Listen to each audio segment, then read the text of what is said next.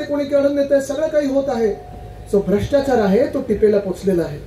आणि ह्या भ्रष्टाचाराचं जर आपल्याला खरं खरं उदाहरण पाहायचं असेल तर समोर माझ्या डोळ्यासमोरच तुमच्या मागे बरोबर छत्रपती शिवरायांचा अश्वरूढ पुतळा आहे. तिथे जेव्हा हार घालत होतो मी, त्याला नतमस्तक होत होतो, माझ्या मनात एकच आठवण होती, जो राग, जो ची खंत माझ्या मनात आहे. माहितीये काय? बरोबर आहे, मालवण, राजकोट. 2 की 3 महिन्यापूर्वी जो तिथेच असाच एकनाथ शिंदेनी पुतळा उभारलेला मोदी साहेबांना खुश करण्यासाठी, तो पुतळा 6 महिन्यात पडला. पहिलेच फोटो कसे तो पडला होता पुतळा. तो दुःख झालं ना आपल्याला, राग आला ना. म्हणजे एका बाजूला सरदार वल्लभभाई पटेलांचा पुतळा गुजरातमध्ये 100 फुटाहून जास्ती मोठा केलेला आहे, तो असून तसाच टिकलेला आहे, तिथे भ्रष्टाचार केला नाही. मग आमच्या महाराष्ट्रामध्ये, आमच्या राज्यामध्ये, आमच्या छत्रपतींच्या पुतळ्यामध्ये तुम्ही का भ्रष्टाचार केलात? आज इथे डॉक्टर बाबासाहेब आंबेडकर महामानव यांच्या पुतळ्याला हार घालत असताना माझ्या मनात जी खंत होती ती हीच होती की तुम्ही संविधान बद्दल सगळीकडे बोलत असता, मग माझ्या महाराष्ट्रात संविधानाचा अपमान का केला? ते घटनाबाह्य सरकार का बसवलं? जे संविधान आम्ही आमचा धर्मग्रंथ म्हणून समजतो, ह्या देशाचा धर्म हे राष्ट्रत्व आहे आणि धर्मग्रंथ हे संविधान आहे, जे आपल्याला महामानव डॉक्टर बाबासाहेब आंबेडकरांनी दिलेलं आहे. त्याच संविधानाप्रमाणे आपले सर्व धर्म, सर्व जाती, सर्व समाज हे न्याय मागत असतात, जगत असतात, आनंदाने एकत्र राहत आलेले आहेत. ह्याच संविधानात तुम्ही महाराष्ट्रात दूर करायला निघालेला आहात, त्याची खंत अजूनही मनात आहे. मला बदला घ्यायचा नाही, पण मला बदलाव आणायचा आहे, मला परिवर्तन आणायचं आहे की जे लोक आपल्या महाराष्ट्राला लुटू पाहतात, जे लोक अदानीच्या घशात महाराष्ट्राला घालतात, तुमच्या आमच्या राजधानीला मुंबईला अदानीच्या घशात घालत आहेत, त्या लोकांना ह्या महाराष्ट्रातून हद्दपार करायचं आहे. इथे अनेक भाजपचे लोकही आले असतील, कारण इथे जे गद्दार आहेत त्यांची गुंडगर्दी प्रत्येक पक्षावर चालते. कदाचित काही संघाचे लोक आले असतील, त्यांनाही मी आज विचारत आहे, मनापासून विचारत आहे, अगदी मनापासून विचारत आहे की जे भाजपवाले आहेत तिथे, किंवा संघवाले आहेत, किंवा संघाला मतदान करणार आहेत, भाजपला मतदान करणार आहेत, त्यांना मी विचारत आहे की गेल्या 2 वर्षात एकनाथ शिंदे सरकारमध्ये, अलिबाबा और 40 चोर सरकारमध्ये तुम्हाला काय मिळालं? मुख्यमंत्री कोणाचा आहे? मुख्यमंत्री कुठून आलेत? गद्दार, बरोबर. म्हणजे जे सुरतला पळाले, गुवाहाटीला पळाले, मग गोव्यात येऊन टेबलांवर नाचले, त्यांना मुख्यमंत्री केलं. शिवसेना, उद्धव बाळासाहेब ठाकरे पक्ष फोडून तुम्ही मुख्यमंत्री केलं. त्यांच्यातले जे 10 मंत्री आहेत ते कोणाचे आहेत? फुटलेल्या शिवसेनेतून आहेत. पुढचे 9 मंत्री कोणाचे आहेत? फुटलेल्या राष्ट्रवादी काँग्रेसमधून आहेत. जे अजित पवार साहेबांच्या विरोधात तुम्ही भाजप म्हणून 10 वर्ष लढलात, आंदोलन केली, लाठीकाठी खाल्ली, जेलमध्ये गेलात, त्यांनाच तुमचा पालकमंत्री म्हणून पुण्यात डोक्यावर बसवलं, वित्तमंत्री केलं आणि उपमुख्यमंत्री केलं. भाजपला नेमकं काय मिळालं? जे देवेंद्र फडणवीस साहेबांबरोबर 10 मंत्री भाजपचे आहेत, त्याच्यातून पण फक्त 6च भाजपचे आहेत, बाहेरचे 4 आहेत. मग नेमकं भाजप आणि संघाच्या कार्यकर्त्यांना काय मिळालं? महामंडळ असतील, मंडळ असतील, मंदिराचे न्यासाचे अध्यक्ष असतील, हे सगळे हे फुटलेल्या राष्ट्रवादीतून किंवा फुटलेल्या शिवसेनेतून आहेत. भाजप आणि संघाच्या कार्यकर्त्यांना काय मिळालं? हा माझा सवाल आहे. हे तुम्ही विचार करण्यासारखं. आणि म्हणून आपला जास्ती वेळ न घेता तुम्हाला एकच सांगतो, महाराष्ट्राने ठरवलेलं आहे की येत्या 20 तारखेला महाविकास आघाडीचं सरकार आणायचं म्हणजे आणायचंच आहे. कारण ह्या सरकारमध्ये कुठेही भेदभाव न करता आपण जनतेची सेवा करत होतो. या सरकारमध्ये भेदभाव न करता आपल्या राज्यात जी गुंतवणूक आणत होतो ती प्रत्येक व्यक्तीने शेवटच्या व्यक्तीपर्यंत पोहोचत होतो. ह्या सरकारमध्ये जे आपण विकास करत होतो, जो शाश्वत विकास करत होतो, तो प्रत्येक समाजाचा करत होतो, प्रत्येक धर्माचा करत होतो, प्रत्येक जातीचा करत होतो, प्रत्येक पंथाचा करत होतो. कुठेही देवेंद्र फडणवीस किंवा एकनाथ शिंदेच्या सरकारसारखं वारकऱ्यांवर लाठीचार्ज आम्ही केला नव्हता. कुठेही जरांगे पाटील साहेबांवर आम्ही लाठीचार्ज केला नव्हता. जो केला तो एकनाथ शिंदेच्या सरकारने केला आणि त्याच्या विरोधात आम्ही उभा आहोत. पण ह्या महाराष्ट्रात जी एकी बनलेली आहे, आपण पाहताय इथे महिला मोठ्या संख्येने आलेल्या आहेत, इथे सगळ्या जातीच्या धर्माच्या महिला एकत्र बसल्या आहेत, पुरुष देखील एकत्र बसलेले आहेत. जो आज महाराष्ट्र त्रस्त आहे, जो महाराष्ट्र हैराण आहे, मग तो आत्महत्या करणारा विदर्भातला किंवा मराठवाड्यातला शेतकरी असेल, किंवा मग बेहाल झालेला आपल्या कोकणातला किंवा पुण्यातल्या किंवा मुंबईतला युवा असेल, कोणाची जातपात धर्म ही परिस्थिती बघत नाही. कारण आज जी परिस्थिती आपल्याला उद्भवलेली आहे ती एका व्यक्तीमुळे उद्भवलेली आहे, ते म्हणजे एकनाथ शिंदे. ही लढाई ही आमची काही वैयक्तिक नाहीये. ही लढाई नुसतं संजयजींना आमदार बनायचंय, मला आमदार बनायचंय किंवा भास्कर जाधव साहेबांना आमदार बनायचं म्हणून नाहीये. ही लढाई आपला महाराष्ट्र राहणार की गुजरात बनणार किंवा अदानी राष्ट्र बनणार, ही ती लढाई आहे. ही लढाई ती आहे ज्या महाराष्ट्रामध्ये आपण एवढे वर्ष अनेक दशक एकत्र राहिलो. महाराष्ट्र प्रगतिशील राज्य, पुरोगामी राज्य म्हणून राहिला. दंगली कुठे घडत नव्हत्या.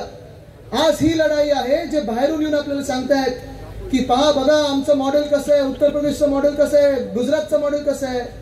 योगी साहेब, आपल्या उत्तर प्रदेशमध्ये कोविडच्या काळात गंगेत शव वाहत होती, तसं आम्ही महाराष्ट्रात होऊ दिलं नाही.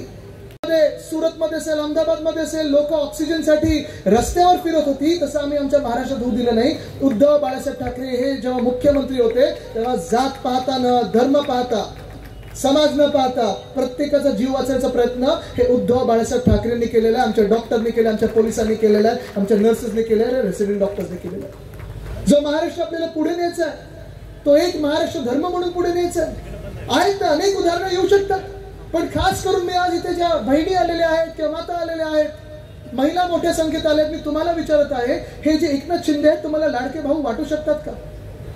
वाटू शकतात का? कारण हेच एकनाथ शिंदे असतील किंवा इकडचे स्थानिक गद्दार असतील, ह्यांनीच अशा लोकांना मंत्रिमंडळात घेतलेलं आहे. एक ते अब्दुल सत्तार, दुसरे ते संजय राठोड, ज्यांच्या दोघांवर अब्दुल सत्तारनंतर सुप्रियाताई सुळेंना एवढ्या घाणेरड्या शिव्या दिलेल्या आहेत.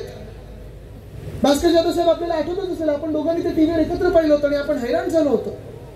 पण हेच लोक जे आहेत त्यांना त्यांनी मंत्री बनवलेल्या महिलांबद्दल असा विचार करणारे 2 मंत्री यांच्या मंत्रिमंडळात आहेत. हे तुमचे लाडके भाऊ होऊ शकतात का? जे एका महिला पत्रकाराचा खून करतात, गौरी लंकेशचा खून करतात, त्या खुन्यांना त्यांनी स्वतःच्या पक्षात घेतलेलं आहे, हे असे लाडके भाऊ होऊ शकतात का? जे यांचे वामन म्हात्रे एका महिला पत्रकाराला विचारतात की तुझ्यावरच काय रेप झाला का, असे तुमचे लाडके भाऊ होऊ शकतात का? आणि जो पक्ष बिल्किस बानोच्या बलात्कारांना आपल्या पक्षात घेऊ शकतो आणि प्रचारामध्ये फिरू शकतो, ते आपले लाडके भाऊ होऊ शकतात का?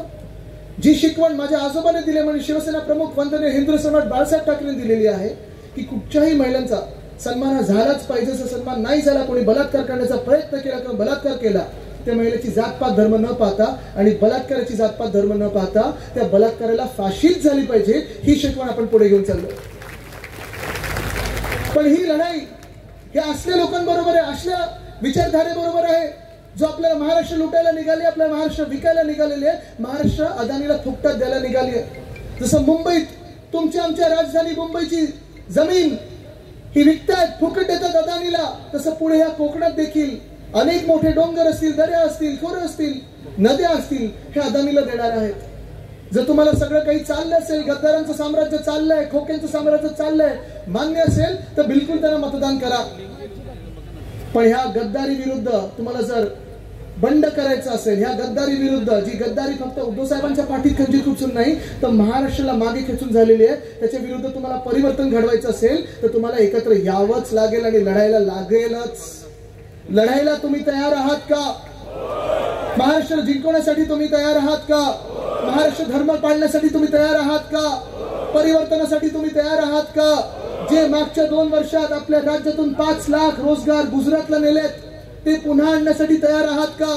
जे उद्योगधंदे गुजरातला पाठवलेत ते पुन्हा एकदा महाराष्ट्रात आणण्यासाठी तयार आहात का? जे महाराष्ट्रात खोके धोके हे राजकारण आहे, ते खोके आणि धोकेचं राजकारण गाडण्यासाठी तुम्ही तयार आहात का? जी गद्दारी झालेली आहे त्या गद्दारांना गाडण्यासाठी तुम्ही तयार आहात का? ज्यांनी ह्या महाराष्ट्राला लुटलेलं आहे त्यांना हद्दपार करण्यासाठी तयार आहात का? जर परिवर्तन आणायचं असेल तर 20 तारखेला तुम्हाला मतदान करायला लागेल आणि त्या मतदानाची निशाणी कुठची? निशाणी कुठची? निशाणी कुठची? निशाणी कुठची? महिलांनी सांगावं निशाणी कुठची? निशाणी कुठची? पुरुषांनी सांगावं निशाणी कुठची? निशाणी कुठची? सगळ्यांनी सांगावं निशाणी कुठची? हीच निशाणी तुम्ही घरोघरी नेली पाहिजे, कारण ही निशाणी मशाल जी आहे, जर मशाल पेटली ती पेटणारच, ती पेटल्यानंतर महाराष्ट्रातला अंधार दूर होईल आणि पुन्हा एकदा ह्या महाराष्ट्राला सुवर्ण संधीकडे आपण देऊ. धन्यवाद. जय हिंद, जय महाराष्ट्र, वंदे मातरम. त्यांना सांगायला आलो आणि सगळीकडे जाऊन सांगतोय, खास असेच मतदारसंघ निवडलेत हिम्मत द्यायला, ताकद द्यायला, कारण आम्ही तर लढत आहोत, दिल्ली शहराच्या विरुद्ध लढत आहोत, गुजरात मधून जे आक्रमण करतात त्याच्या विरुद्ध लढत आहोत. मी फक्त तुम्हाला सांगतोय, जर तुमच्यावर कोणी हात उचलण्याचा प्रयत्न केला, तुमच्यावर कोणी दादागिरी करण्याचा प्रयत्न केला तर आपलं सरकार येतंय, त्यांना बर्फाच्या लादीवर झोपवण्याची जबाबदारी ही माझी असेल. आणि ते करण्यासाठी मला कुठचंही पद नकोय, मला कुठचंही मंत्रीपद नको, काही नको. फक्त तुमचा विश्वास हवाय, तुमची ताकद हवी आणि तुमचं मशालीला मत हवं.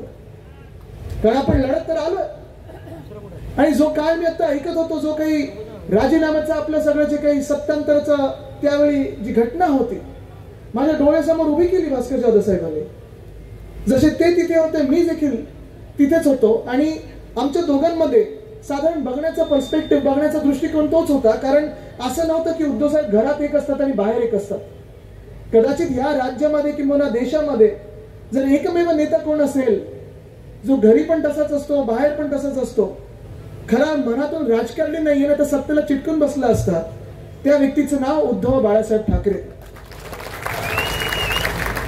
आणि मी स्वतः पाहिलेलं. म्हणजे ज्या वेळेला आम्हाला वर्षा बंगला सोडायचा होता, काही ठरलं नव्हतं आणि आम्ही सगळे त्यावेळी देखील प्रेस कॉन्फरन्स, पत्रकार परिषद घेणार होतो. फेसबुक लाईव्हच्या माध्यमातून उद्धव साहेब घरोघरी आले आणि सांगायला लागले कसं हे काही जे अलीबाबा 40 चोर कसे पळाले हे सांगत होते.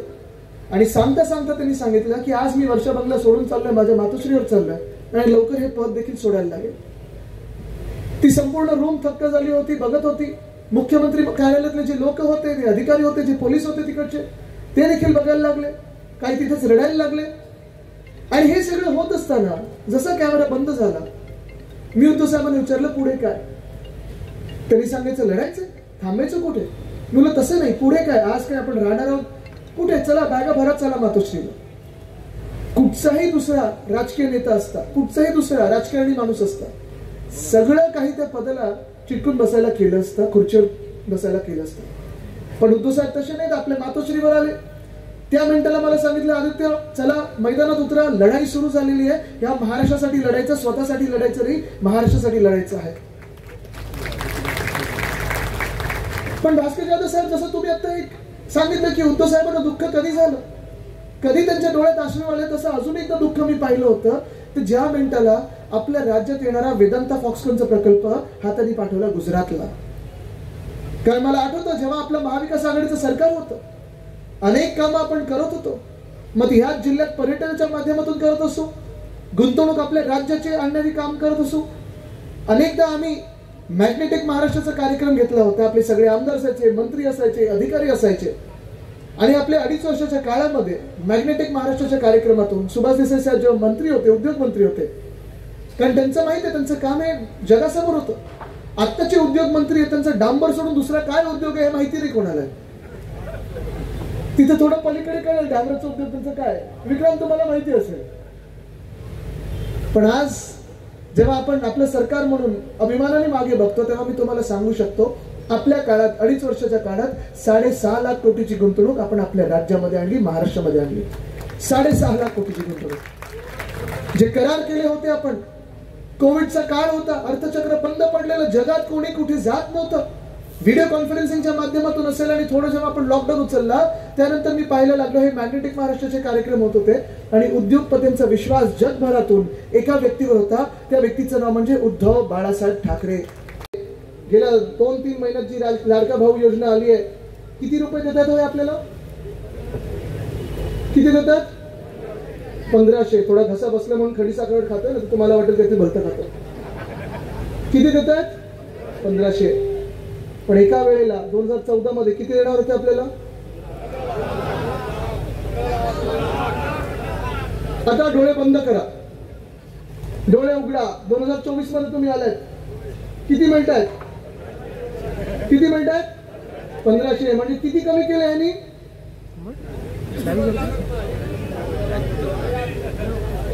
किती शून्य काढले? कळलं ना तुम्हाला किती मोठं जादूगार एकनाथ शिंदे आहे. तसं जर चुकून यांचं सरकार बसलं तर ह्या गद्दार लोकांनी आपल्याला 150 रुपये देण्यात येण्याला लाज वाटणार नाही. आणि म्हणून उद्धव साहेबांनी शब्द दिलेला आहे, महिलांना शब्द दिलाय की 1500 रुपयामध्ये काही परवडत नाही. 1500 रुपयामध्ये काही मिळतं का आपल्याला? काही मिळत नाही. 1500 रुपये नाही तर आपली महालक्ष्मी योजना येणार. 1500चे दुप्पट करून आपण प्रत्येक महिलेला या राज्यात 3000 रुपये प्रति महिना देणार आहोत. 3000 रुपये प्रति महिना देणार आहोत. गरजेचं आहे. महाराष्ट्रात आपल्याला महिलांसाठी 6 सिलेंडर मोफत ह्या आपल्याला द्यायलाच लागतील प्रति वर्षात. पण त्याहूनही जास्ती पुढे जात असताना आपल्याला हा विचार करायला लागेल की आपण महिला पुरुष हे सगळे आपण कधी गावी जातो, कधी माहेरी जातो, कधी सासरी जातो, कधी मुंबईला येतो, कधी दुसऱ्या जिल्ह्यात जातो काम करत असताना, पण महिला या समाजाचा कणा आहेत. महिला ह्या जसं घर सांभाळतात तसं समाजही सांभाळतात. आणि ह्याच महिलांसाठी एसटीचा प्रवास असेल, मुंबईत BSTचा प्रवास असेल, फ्री ऑफ कॉस्ट म्हणजे मोफत हे आपलं सरकार करून देणार आहे. प्रत्येक व्यक्तीला कॅशलेस ट्रीटमेंट म्हणजे 25 लाखापर्यंत कुठच्याही हॉस्पिटलमध्ये तुम्ही जा, आरोग्य सेवा ही मोफत करणार आहोत आपण. आणि हे सगळं करत असताना आपल्याला जो महाराष्ट्र पुढे घेऊन जायचा आहे, तुम्ही विचार करायचा आहे हा महाराष्ट्र कोणाच्या हातात राहणार आहे. एका बाजूला आपण पंचसूत्री काढली आपल्या महाविकास आघाडीची. जसं मी सांगितलं, तरुण मुला मुलींसाठी आपण शिक्षण मोफत करत आहोत. बेरोजगारांसाठी 4000 रुपये प्रति महिना देणार आहोत रोजगार मिळेपर्यंत. महिलांसाठी 3000 रुपये प्रत्येक महिन्याला, जे यांनी आता 2100 सांगितलेलं आहे. आता काय सांगतात एकनाथ शिंदे की काय हे सरकार देऊ शकत नाही. हो, तुम्ही देऊ शकत नाही, तुम्ही अदानीला सगळं काही देऊ शकता. आम्ही देणार ते आमच्या जनतेला देणार. या महिलांसाठी 3000 रुपये आम्ही करून दाखवणारच. पण फक्त 3000 रुपये नाही, 6 गॅसचे सिलेंडर जसं आपण मोफत देऊ प्रत्येक वर्षाला. ST BSTचा पास हा मोफत देऊ महिलांसाठी. प्रत्येक इथे जे आपले महाराष्ट्राचे नागरिक आहेत त्यांच्यासाठी कॅशलेस ट्रीटमेंट 25 लाखापर्यंत.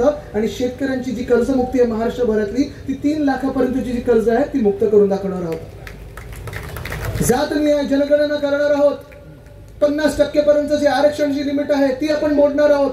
कारण ह्या राज्यामध्ये गेल्या 2 वर्षामध्ये प्रत्येक जातीमध्ये, प्रत्येक समाजामध्ये तेढ निर्माण करण्याचं काम जर कोणी केलं असेल तर ते एकनाथ शिंदेच्या सरकारने केलं, त्यांच्या राजवटीने केलं. भास्कर जाधव साहेब त्याचे बोलले ते बरोबर आहे. बटेंगे तो कटेंगे. भास्कर जाधव साहेब मी सहमत आहे खरं तर त्यांच्याशी. योगी साहेबांची मी सहमत आहे.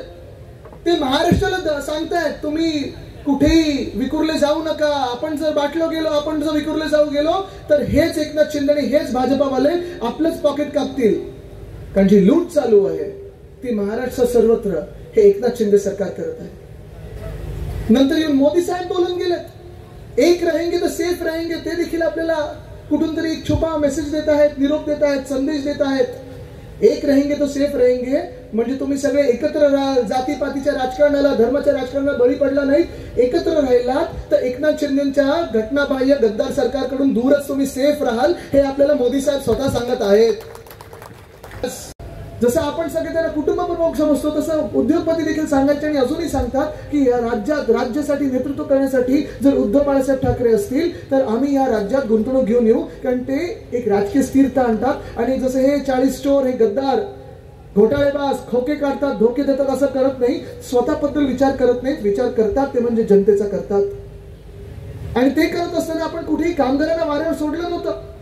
जे केंद्र सरकारने जे कायदे शेतकऱ्यांसाठी असतील किंवा आपल्या कामगारांसाठी असतील 3 काळे कायदे जे आणले होते त्याचा विरोध आपण केला. ह्या राज्यात आपण लागू केला नाही. कारण आज आपण पाहतोय आपल्या राज्यात नवीन गुंतवणूक येत पण नाहीये, नवीन उद्योगाचे कुठेही संधी येत नाहीत, नवा रोजगार निर्माण होत नाहीये. पण जे आहेत ते देखील टेम्पररी होत आहेत. ते फिक्स्ड एम्प्लॉयमेंट आहे ती पण थोडी अशी टेम्पररी कामगार होणार की काय अशी भीती वाटायला लागली. आपण सांगितलं आम्हाला उद्योगपती पण महत्वाचे आणि कामगार पण महत्वाचे. जर उद्योगपती असले तर कामगार असतील, कामगार असले तर उद्योगपती असतील. जर ह्या राज्यामध्ये उद्योग नवीन आले, गुंतवणूक नवीन आली तर आणि तरच आपलं राज्य पुढे जाऊ शकतं. पण आज आपण ऐकतोय, पाहतोय गेल्या 2 वर्षामध्ये मागोमाग एकनाथ शिंदे गद्दार आपल्या डोक्यावर बसवल्यानंतर, अवकाळी सरकार आपल्या डोक्यावर बसवल्यानंतर स्वतःचे खोके सोडून ह्या राज्यात एक तरी नव्या रुपयाचे गुंतवणूक आपल्या राज्यात तुम्ही ऐकली का? ऐकलं? मी तुम्हाला 1-2 नावं सांगतो, ती गेलीत कुठे मला सांगा. वेदांत फॉक्सकॉन 2.25 लाख कोटीची गुंतवणूक गेली कुठे? बलट्रक पार्क या रोह्यामध्ये येणार होता, गेलं कुठे?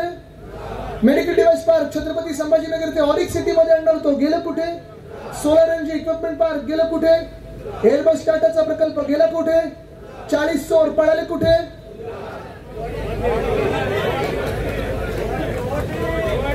हे महाराष्ट्राला माहिती आहे, हे जगाला माहिती आहे की यांनी सगळं पाठवलं गुजरातला. कारण गुजरातला यांना थँक्यू बोलायचं होतं. आज आपण पाहतोय परिस्थिती अशी झाली आहे की माझ्या महाराष्ट्रातला तरुण प्रत्येक जिल्ह्यामध्ये असेल, कुठेही मी गेलो, कुठच्याही तालुक्यात गेलो, मग ग्रामीण भाग असेल, शहरी भाग असेल, मला विचारत आहे की आदित्य आपल्या नोकरीचं काय, रोजगाराचं काय, कुठेतरी संधी मिळणार की नाही मला? हे सगळे जे तरुण आहेत ते कुठेही माथेवर मी हिंदू आहे, मी मुस्लिम आहे, मी शीख आहे, मी ईसाई आहे, मी पारसी आहे लिहून येत नाही. त्यांना पाहिजे ते फक्त नोकऱ्या पाहिजेत, रोजगार पाहिजे. आणि म्हणून मी तुम्हाला पुन्हा एकदा सांगतो, आपलं हिंदुत्व स्पष्ट आहे, हृदयात राम आणि हाताला काम. भाजपचं किंवा एकनाथ शिंदेचं जे हिंदुत्व ते स्वतःच समजतात. ते काय मानतात स्वतःला? ते घर जाळण्याचं हिंदुत्व आहे, आपल्या घरातली चूल पेटवण्यातलं हिंदुत्व. पण जसं मी तरुणांसाठी सांगतोय की आपलं सरकार आल्यानंतर आपण या राज्यात पुन्हा एकदा उद्योगधंदे आणू, गुंतवणूक आणू, रोजगार निर्माण करू. पण आज जो बेरोजगार तरुण आहे त्या बेरोजगार तरुणांना आपण महाविकास आघाडी म्हणून प्रत्येक महिन्याला 4,000 रुपये देणार आहोत. बेरोजगारी भत्ता म्हणून देणार आहोत. पण पुढे नोकऱ्या शोधायच्या का? नाही तर असंच आनंदात राहायचं नाही, तर हे सरकार काय वेगळं. पण आज ही गरज आहे, ही गरज खरोखर आहे. अमोल भैया, तुम्ही आज मंचावर आहात. मुंबईत आपण जे काम केलेलं आहे ते तुम्हाला माहिती आहे. दिसायला तर आहेच त्याच्यापेक्षा बरा, पण हा बरा आहे का नाही?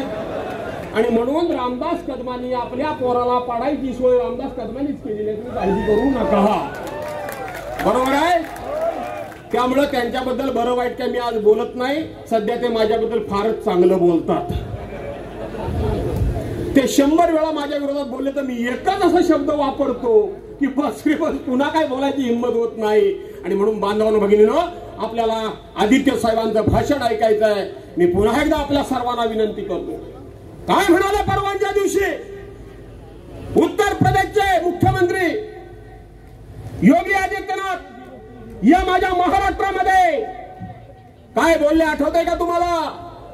काय म्हणाले? बटेंगे तो कटेंगे बोलले की नाही? योगी आदित्यनाथ आम्हाला सांगायचं आहे.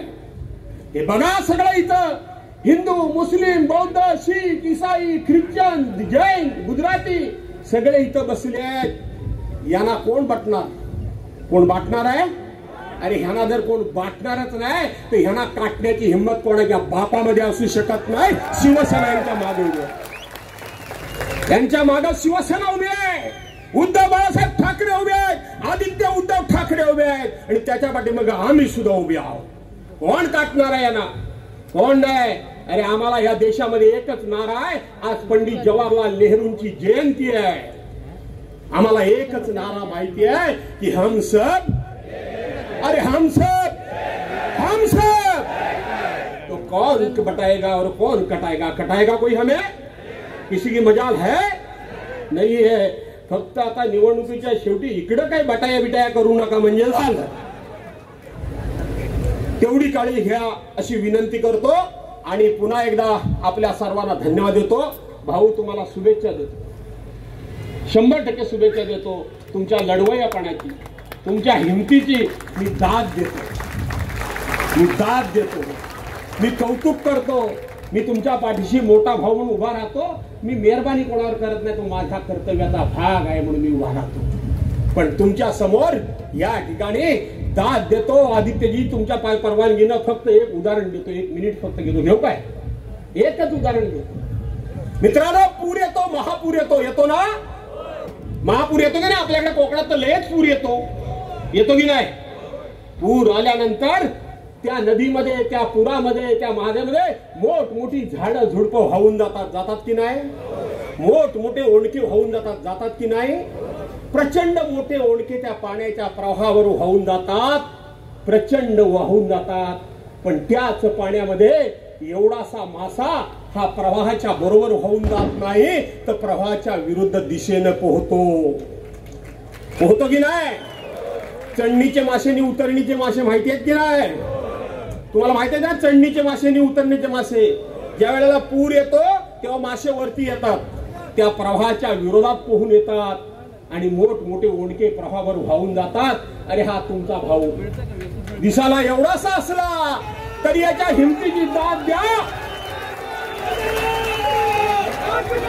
ह्याच्या हिमतीची दाद द्या की ह्याच्या विरोधात एवढा मोठा प्रवाह आहे तर त्याच्या विरोधात लढण्याचा धाडस हे संजय कदम दाखवतात. आणि म्हणून याच्या मागे उभे राहा, या धाडसाच्या मागे उभे राहा अशा प्रकारची विनंती करतो. विकासावर मी काही बोलणार नाही. एनडीआरएफचे निकष देशाला स्वातंत्र्य मिळाल्यापासून ज्या ठिकाणी वादळ आलं होतं त्यावेळेला वाढवले असतील तर फक्त उद्धव साहेबांनी वाढवले, त्याचंही मी आता या ठिकाणी बोलत नाही. पण विकास मात्र काय असेल त्याचं उत्तम उदाहरण तर आज आता ही उद्धव साहेबांची सभा संपली की सर्वांनी दापोलीतून खेडपर्यंत जा. आम्ही आता खेडवरून दापोलीत आलो. तिच्या आईला असला रस्ता मी कधीच बघितला नाही. बघितला काय 5 वर्ष हा गडी आमदार होता की नाही, कसा रस्ता होता. आता ह्याच्यापेक्षा दुसरं काय उदाहरण हवंय. विकास झाला तो ह्यांचा झाला, जनतेचा झाला नाही. 50 खोके मग कोणाचा झाला विकास. आणि म्हणून 20 तारखेला मतदान केंद्रावर जाल त्यावेळेला संजय राजाराम कदम वसंत बहार आला. हा आणि म्हणून संजय वसंत कदम यांच्या नावासमोर मशाली निशाणी असेल. संजय गावांची निशाणी काय. अरे संजय रावांची निशाणी काय. संजय रावांची निशाणी काय. अरे संजय रावांची निशाणी काय. जय हिंद जय महाराष्ट्र. काय वाटत असेल त्याचा विचार करा. अरे हा धनुष्य बाण जो त्यांच्या समोर आहे तो चोरलेला आहे. चुकून जरी त्या धनुष्य बाणावर तुमचा हात गेला तर चोराचे साथीदार म्हणून आपली ओळख होईल. ही तुम्हाला मान्य आहे. ही तुम्हाला मान्य आहे का.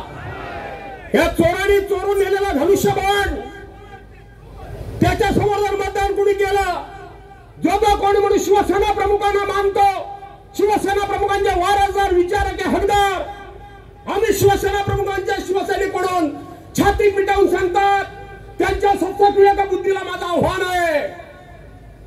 आहे की ह्या धनुष्य बाणावर शिक्का मारला तुम्ही सांगता त्यांना लाजा वाटत नाहीत. पण ह्या सामान्यातला सामान्य माणूस बसलेला हा शिक्का मारेल तो मसालीच्या समोरच बटन दाबेल. बाकी कोणाचं दाबणार नाही.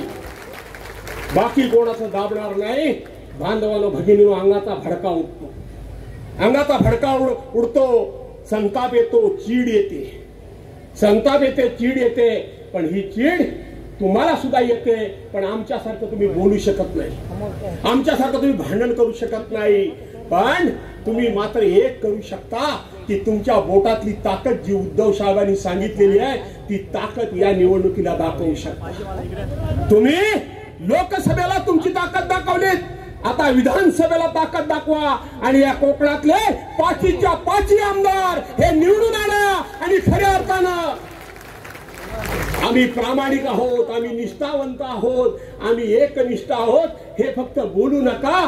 त्या एकनिष्ठेची ती साक्ष आणि त्याचे इतिहास लिहिणारे इतिहासकार म्हणून तुमची नोंद होईल म्हणून तुम्हाला विनंती करतो. अवघड काय नाहीये. संजयराव कदम आतापर्यंत जे तंत्र सांगितलं ते अवलंबत आहे. अवलंबून चांगला अवलंबून घ्यावे. आतापर्यंत जी आयडिया दिली त्याप्रमाणे चालताय ना. पुढचे 4-5 दिवस शिल्लक राहिले. थोडं शांत ठेवा. वहिनी रुईचं पान गरम करून जरा डोक्यावर ठेवा. बरोबर आहे ना. मी ह्याला सांगितलं तुझा वीक पॉइंट काय आहे. विरोधकाची चाल ओळखून संजय कदम खेळी खेळावी लागते आणि म्हणून सांगितलं थोडं डोकं शांत ठेवा. मी रामदास कदमांना जाहीरपणे इथून धन्यवाद द्यायला उभा आहे. खरं तर मी त्याचं नाव पण कधी घेत नाही. घेतो काय म्हणतो मी त्यांना. काय विसरलो रे मी. काय ऐकून आलं रे. इकडचे बोलत नाही, बहुतेक तिकडनं आलेले दिसत आहेत. हा आणि म्हणून काही काळजी करू नका. मध्यंतरी मराठा कुणबी हा आरक्षणाचा विषय आला. वाटेल तेवढ्या कुणबी समाजाला शिव्या कुणी दिला नाही की नाही दिला. कुणबी समाजाचा कमीपणा कुणी केला. आम्ही ह्यांच्यावर रोटी बिटीचा व्यवहार करत नाही म्हणून कोण बोलला. राणे बोलला की नाही. तो हे राणे म्हणजे साहेब ते तिकडचे राणे नव्हे, हे चांगले राणे. हे कोंबड्या मिड्या पाळत नाही. आणि वेळ होतोय म्हणून सांगितलं असतं मी. आणि म्हणून कुणी शिव्या दिल्या. माझ्या मुस्लिम बांधवांना या ठिकाणी मला विनंती करायची आहे. त्या रामदास कदमांनी तुमच्याबद्दल दिलेल्या शिवीगाळ, तुमच्याबद्दल बोललेले सगळे शब्द याची क्लिप प्रत्येक मुस्लिमाच्या मोबाईल मध्ये आहे की नाही. आहे ना. अरे स्वाभिमान नावाची गोष्ट काय आहे का नाही. त्या माणसाला तुम्ही मत द्याल देणार नाही. काळजी करू नका. दुसरी गोष्ट सूर्यकांत दळवी भरेल तिकडे जाऊ दे. त्याचा सुद्धा आत्मा वर खाली होतच असेल. बरोबर आहे का नाही? कुठे हे चुकून आलो? त्यांना आई बहिणीवर शिव्या सकाळ संध्याकाळ कुणी दिल्या होत्या? यानेच दिल्या होत्या. दुसरी गोष्ट मला भाजपाला सांगायचं आहे, मला भाजपाला सांगायचं आहे की रामदास कदम म्हणजे डूक धरणारा सरपटणारा कोण? सरपटणारा. तुम्ही त्याला भाजपवाल्यांनी पुरेपूर दुखावलेला आहे. दुखावलाय की नाही? भाजपवाल्यांनी दुखावलेला आहे. आणि भाजपवाल्यांनी दुखावलेला असल्यामुळं तूर्त त्याची निवडणूक आहे म्हणून तो गप्प आहे, बिळामध्ये मान खाली घालून आहे. तो तुम्हाला निवडणूक झाल्यास नंतर डंख दिल्याशिवाय राहणार नाही, हे 100% मी तुम्हाला सांगतो. आणि म्हणून त्यापेक्षा हा माझा मित्र बरा आहे, हा बरा. एक आत्मविश्वास जागवा, एक आत्मविश्वास त्याच्या मनामध्ये असा निर्माण करा की माझ्याकडे पैसे नाहीत पण माझ्याकडे कौशल्य आहे, माझ्याकडे जनतेची सेवा आहे पण माझ्याकडे पैसे नाहीत म्हणून मी निवडणूक लढवू शकत नाही, असा संदेश पाठवला तर हे लोकशाहीला धोक्याचं आहे. हे लोकशाहीला धोक्याचं आहे. म्हणून हा संदेश पाठवा की कितीही पैसे असू द्या, त्या पैशाचा पराभव आमच्या निष्ठा केल्याशिवाय राहणार नाहीत, ही दाखवण्याची संधी तुम्हाला आलेली आहे, ही दाखवण्याची संधी आलेली आहे. आणि म्हणून मित्रांनो, मी तुम्हाला एवढंच सांगतो की आणखीन एका गोष्टीची काळजी तुम्हाला घेण्याची गरज आहे, खूप काळजी घेण्याची गरज आहे. या भागामध्ये उभ्या आयुष्यात तुमच्या डोळ्यासमोर धनुष्यबाण ही निशाणी कायम राहिलेली आहे, कायम राहिलेली आहे. आणि ती सुद्धा उद्या मतदान केंद्रावर गेल्यानंतर तिथे धनुष्यबाण ही निशाणी दिसेल तुम्हाला. मी जाणीवपूर्वक तुम्हाला हे सांगतोय, तिथं धनुष्यबाण तुम्हाला निशाणी दिसेल, पण तो धनुष्यबाण हिंदू हृदय सम्राट शिवसेना प्रमुख मान्य बाळासाहेब ठाकरेंचा खरा धनुष्यबाण नाही, तर तो धनुष्यबाण चोरांनी चोरलेला धनुष्यबाण आहे, तो चोरांनी चोरलेला धनुष्यबाण आहे. आज मला तुम्हाला त्या धनुष्यबाणाची एक कथा, आख्यायिका नाही, कथा आणि वस्तुनिष्ठ गोष्ट मला तुम्हाला सांगायची आहे. आदित्य साहेबांना जायची घाई असली तरी सुद्धा मला ती सांगायची आहे. मी उद्धव साहेबांच्या बरोबर जे जे प्रसंग घडले त्या सगळ्या प्रसंगामध्ये उद्धव साहेबांच्या बरोबर कायम पाठीशी खंबीरपणे उभा राहिलो. 22 जून 2022 रोजी या 40 गद्दारांनी उद्धव साहेबांचा घात केला आणि घात करून त्यांना राजगादीवरून खाली ओढलं, त्यांना पदच्युत केलं. त्या क्षणाला सुद्धा मी तिथं हजर होतो. आठवा तो दिवस ज्या दिवशी 22 तारखेला वर्षा बंगला, उद्धव साहेब असतील, आमच्या रश्मी वहिनी असतील, आदित्यजी असतील, नाही तर तेजसजी असतील, केवळ 2 बॅगा घेऊन बाहेर पडले, हसत मुखानं बाहेर पडले. दरवाजाला फुलांचं तोरण होतं, दरवाजाला तोरण होतं. उद्धव साहेब शांतपणे दरवाजातून बाहेर आले. नेहमीप्रमाणे सर्वांना हात जोडून त्या माणसानं अभिवादन केलं. चेहऱ्यावर कुठलंही दुःख नव्हतं, निराशा नव्हती, पद गेल्याचं अजिबात त्या ठिकाणी दुःख नव्हतं. हसत मुखानं ते पहिल्या त्यांनी त्या ठिकाणी सर्वांचं स्वागत केलं. धो धो पाऊस पडत होता. उद्धव साहेब गाडीतून आपल्या मातोश्रीकडे चालले होते आणि उभा महाराष्ट्र ओक्साबोक्शी रडत होता. उभा महाराष्ट्र ओक्साबोक्शी रडत होता. एका प्रामाणिक माणसाला, एका सज्जन माणसाला, एका सरळ माणसाला त्याच्याच माणसाने विश्वासघातानं आज हा बंगला सोडायला लावला. याचं दुःख उभ्या महाराष्ट्राला त्या दिवशी झालं होतं. ते उद्धव साहेब मी बघितले. उद्धव साहेब म्हणजे सत्ता गेलेले उद्धव साहेब मी बघितले. त्यांच्यावर एवढं मोठं प्रचंड अशा प्रकारची शस्त्रक्रिया झाली. दुसऱ्याच्या हाताच्या आधारानं उद्धव साहेब बसत होते, उठत होते. ते मी उद्धव साहेब बघितले. उद्धव साहेबांनी मुख्यमंत्री पदाचा राजीनामा दिला. त्या दिवशी राज्यपाल भवनावर उद्धव साहेबांच्या बरोबर मी गेलो होतो. आदित्यजी देखील होते. ते उद्धव साहेब मी बघितले. मोगल भाई तेही मी उद्धव साहेब बघितले. चारी बाजूने आरोप प्रत्यारोप होत होता. चारी बाजूने कोले कुत्रे त्यांना घेरण्याचा प्रयत्न करत होते. त्या वेळेला कायम मी उद्धव साहेबांच्या आजूबाजूला बसून निरीक्षण करत होतो. मला उद्धव साहेबांचं कौतुक एवढ्या करता वाटत होतं की एकदाही त्यांच्या चेहऱ्यावर मी कधी दुःख बघितलं नाही, निराशा बघितली नाही, हतबल झालेले बघितले नाही.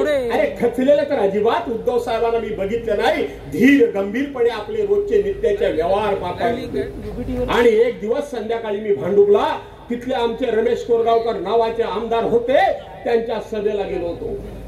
मी सभा आटपून आलो आणि घाटकोपर मध्ये एबीपीचा प्रतिनिधी चॅनलचा प्रतिनिधी राजू सोनवणे यांनी मला फोन केला. ऐकून घ्या मित्रांनो, फोन केला आणि सांगितलं भास्करराव घात झाला. बोलो काय झालं? तर निवडणूक आयोगानं आपला पक्ष गद्दारांना दिला, मिंद्यांना दिला. आपल्या पक्षाचं नाव गद्दारांना दिलं, मिंद्यांना दिलं आणि आपला धनुष्यबाण सुद्धा गद्दारांना दिला, मिंद्यांना दिला. मी अस्वस्थ झालो. थोड्या वेळाने मी सावरलो आणि उद्धव साहेबांना फोन केला. साहेब मी असं ऐकतोय, ते खरं आहे का? खरं आहे का? साहेब म्हणाले खरं आहे. साहेब मी आता इकडून जातोय, मी येऊ का? साहेब शांतपणे म्हणाले आता. चॅनलचा प्रतिनिधी राजू सोनवणे यांनी मला फोन केला. ऐकून घ्या मित्रांनो, फोन केला आणि सांगितलं भास्करराव घात झाला. बोलो काय झालं? तर निवडणूक आयोगानं आपला पक्ष गद्दारांना दिला, मिंद्यांना दिला. आपल्या पक्षाचं नाव गद्दारांना दिलं, मिंद्यांना दिलं आणि आपला धनुष्यबाण सुद्धा गद्दारांना दिला, मिंद्यांना दिला. मी अस्वस्थ झालो. थोड्या वेळाने मी सावरलो आणि उद्धव साहेबांना फोन केला. साहेब मी असं ऐकतोय, ते खरं आहे का? खरं आहे का? साहेब म्हणाले खरं आहे. साहेब मी आता इकडून जातोय, मी येऊ का? साहेब शांतपणे म्हणाले आता येऊ नका भास्करराव, उद्या या. आणि पुढचं आहे. दुसऱ्या दिवशी आम्ही नेते मंडळी उद्धव साहेबांना भेटायला गेलो. नेहमी सारखे उद्धव साहेब शांतपणे खुर्चीवर बसले होते, पण सारखा खिशातला रुमाल काढून या डोळ्यातून एकदा इकडं पाणी पुसत होते, इकडं पाणी पुसत होते. मी कधी कुठली गोष्ट मनामध्ये ठेवत नाही. सगळे नेते माझ्याकडे बघत होते.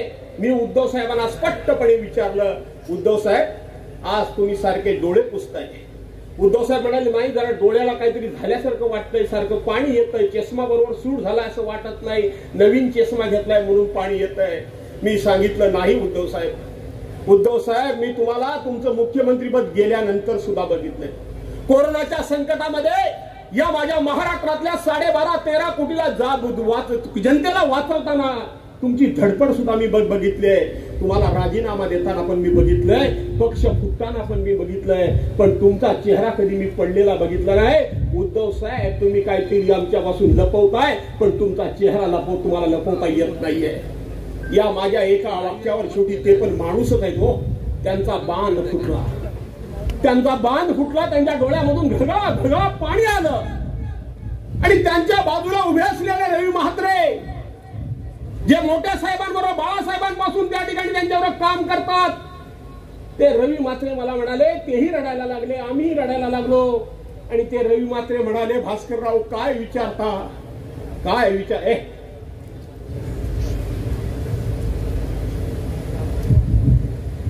भास्करराव काय विचारता की शीत उद्धव साहेबांच्या डोळ्यातनं पाणी येत आहे, अहो येणार नाही तर काय होणार. आणि मग रवी म्हात्रेंनी आपल्या खिशातला एक छोटीशी वस्तू काढली, आमच्या सगळ्यांच्या हातावर ठेवली. लक्षात घ्या बांधवानो भगिनीनो, आपल्या हातावर ठेवली आणि आमच्या समोर ठेवली. सांगितलं हा धनुष्यबाण, सोन्या चांदीचा बनवलेला धनुष्यबाण, कधी आम्हाला 88-89 साली धनुष्यबाण ही आम्हाला निशाणी मिळाली, त्या दिवसापासून हिंदू हृदय सम्राट शिवसेना प्रमुख मान्य बाळासाहेब ठाकरे यांनी ही धनुष्यबाण निशाणी देवाऱ्यामध्ये ठेवली आणि देवाप्रमाणे त्याचं आयुष्यभर पूजन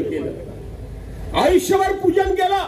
बाळासाहेबांच्या नंतर उद्धव साहेब या धनुष्यबाणाचं पूजन करतायत आणि तो धनुष्यबाण आज आमच्या देवाऱ्यातून बाहेर आला. डोळ्यातून पाणी येणार नाही तर काय होणार, डोळ्यातून पाणी येणार नाही तर काय होणार. हा किस्सा एवढ्या करता सांगतोय की उद्या मतदान केंद्रावर गेल्यानंतर तुम्हाला तिथे धनुष्यबाण दिसणार आहे. आज जे हरामखोर सांगतात की उद्धव शिवसेना प्रमुखांचे आम्ही खऱ्या अर्थानं वारसदार आहोत, खरी शिवसेना आमची आहे, धनुष्यबाण आमच्याकडे म्हणून हे सांगतात. आणि त्यांच्या बॅनरवर शिवसेना प्रमुखांचा फोटो सुद्धा ते लावतात. बांधवानो भगिनीनो, त्या शिवसेना प्रमुखांच्या आत्म्याला काय वाटत असेल याचा विचार करा. मी ज्या वेळेला सिंधुदुर्गापासून इथं आलो, मोहम्मदभाई रकांगीनी तोंडाने उल्लेख नाही केला, परंतु हाताने इशारा केला, तो मी पूर्णपणे समजलो आणि आदित्य साहेब पण समजलो. ही निवडणूक जशी गद्दार विरुद्ध खुद्दार आहे तशीच धनशक्ती विरुद्ध जनशक्तीची निवडणूक आहे, हे विसरू नका। आज धनशक्ती ही 50 खोक्यामधून ज्यांच्याकडे गेले ते सावंतवाडीचे दीपक केसरकर यांच्या विरोधात सामान्यातला सामान्य एक शिवसेनेचा राजन तेली निवडणूक लढतोय। एका चंगू समोर माझा सहकारी वैभव नाईक निवडणूक लढतोय, दुसऱ्या मंगू समोर आमचा संदेश पारकर निवडणूक लढतोय, राजन साळवी विधिमंडळातला माझा सहकारी त्या ठिकाणी एका धनाढ्य बलाढ्य अशा उमेदवारासमोर निवडणूक लढतोय। त्या ठिकाणी बाळ माने हे सुद्धा इथं उदय सामंत सारख्या एका धनाढ्य आणि मस्तावल माणसाच्या समोर निवडणूक लढतायत। चिपळूण मध्ये सुद्धा तिथे राष्ट्रवादी शरदचंद्र काँग्रेस पक्षाचे उमेदवार प्रशांत यादव हे सुद्धा निवडणूक लढतायत। आणि या ठिकाणी सामान्यातला सामान्य तुमच्या सर्वांच्या मध्ये बसणारा, अरे भजन असलं की हातामध्ये टाळ घेऊन वारकऱ्यांमध्ये रगणारा, पंढरीच्या एकादशीला कालच एकादशी झाली, परवांच्या दिवशी मंगळवारी एकादशी झाली, मंगळवारच्या एकादशीला पंढरपूरच्या वाळवंटामध्ये ज्ञानबा तुकाराम म्हणून तुमच्यामध्ये तुमच्यासारखा होणारा, तिथं एखादा जर का नमन असेल, एखादा कीर्तन असेल, एखादा भजन असेल, नाहीतर शिमग्यातला त्या ठिकाणी तो जो संकासुराचा नाच असेल तो नुसता बघितला तरी माझा भाऊ उतरतो आणि तुमच्याप्रमाणे होऊन तुमच्यासारखा नाचतो ना। कुठे अपघात होऊ द्या, कुठे ऍक्सिडेंट होऊ द्या, कोणाचं मैत होऊ द्या, कोण विद्यार्थी एखादा परीक्षेमध्ये पास होऊ द्या, कोणाला एखादं प्रमोशन मिळू द्या, कुठल्या एखाद्या अधिकाऱ्याला प्रमोशन मिळू द्या, दिवस नाही रात नाही हा नेता नव्हे तर तुमचा भाऊ म्हणून प्रत्येकाच्या सुखदुःखामध्ये सहभागी होणारा माणूस आहे, तुमच्या प्रत्येकाच्या सुखदुःखामध्ये सहभागी होणारा माणूस आहे। मग पलीकडच्या बाजूला धनशक्ती आहे, पलीकडच्या बाजूला धनशक्ती आहे, मग या धनशक्तीला तुमच्यासारखी अफाट जनशक्ती हरवणार आहे की नाही हरवणार आहे?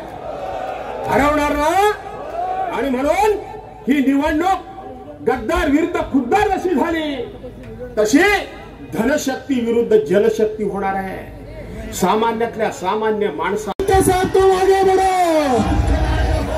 आदित्य साथ तुम आगे बढ़ो, आदित्य साथ तुम आगे बढ़ो, आदित्य साथ तुम आगे बढ़ो, आदित्य साथ तुम आगे। आपल्या पक्षाचे पक्षप्रमुख आणि महाराष्ट्र राज्याचे माजी मुख्यमंत्री आदरणीय उद्धवसाहेब ठाकरे, राष्ट्रवादी काँग्रेस पक्षाचे राष्ट्रीय अध्यक्ष आदरणीय शरदचंद्रजी पवार साहेब, काँग्रेस पक्षाचे राष्ट्रीय अध्यक्ष आदरणीय खरगे साहेब, आपल्या पक्षाचं उद्याचं भवितव्य आपले नेते आदरणीय आदित्यजी ठाकरे साहेब, व्यासपीठावर उपस्थित असलेले या तालुक्याचे ज्येष्ठ नेते माजी आमदार मोकलबाई, व्यासपीठावर उपस्थित असलेली सर्वच महाविकास आघाडीची नेते मंडळी, ज्येष्ठ पदाधिकारी, महिला पदाधिकारी, युवा सेनाचे पदाधिकारी, पत्रकार मित्र आणि मोठ्या संख्येने उपस्थित असलेल्या बांधवांनो, भगिनीनो आणि सहकारी मित्रांनो, आज हजारोच्या संख्येने तुम्ही या ठिकाणी उपस्थित आहात। मोठ्या जोशात आहात, मोठ्या प्रेमात आहात, उत्साहात आहात। अशाच पद्धतीने 20 तारखेला आपल्या सर्वांना एक पवित्र असं राष्ट्रीय कर्तव्य पार पाडायचं आहे। आपल्या सर्वांना 2.5 वर्षापूर्वी या महाराष्ट्रामध्ये जी गद्दारी झाली ती गद्दारी माती मोल करायची आहे आणि ती माती मोल करण्याकरता म्हणून 20 तारखेला असेच घराघरातून हजारोच्या संख्येने बाहेर या। कोणी कोणाला मतदान केंद्रावर चल म्हणून म्हणण्याची आवश्यकता नाही, मी कशाने जाऊ हे विचारण्याची आवश्यकता नाही। स्वतः होऊन मतदान केंद्रामध्ये जा आणि त्या मतदान केंद्रावर गेल्यानंतर आपले भाऊ संजय कदम यांच्या नावासमोर मशाल ही निशाणी दिसेल, त्या मशाली समोरचं बटन दाबून आपल्या भाऊला हजारो हजारो हजारो मतांनी विजयी करा, अशा प्रकारचा आग्रह आणि विनंती करण्याकरता म्हणून मी या ठिकाणी उभा आहे बांधव. तुमचा सगळ्यांचा उत्साह बघितला तर फार काय मी तुम्हाला काही सांगायला पाहिजे अशातला भाग नाही, परंतु तरी देखील काही गोष्टी या तुमच्या सर्वांच्या समोर मांडल्या पाहिजेत, सांगितल्या पाहिजेत.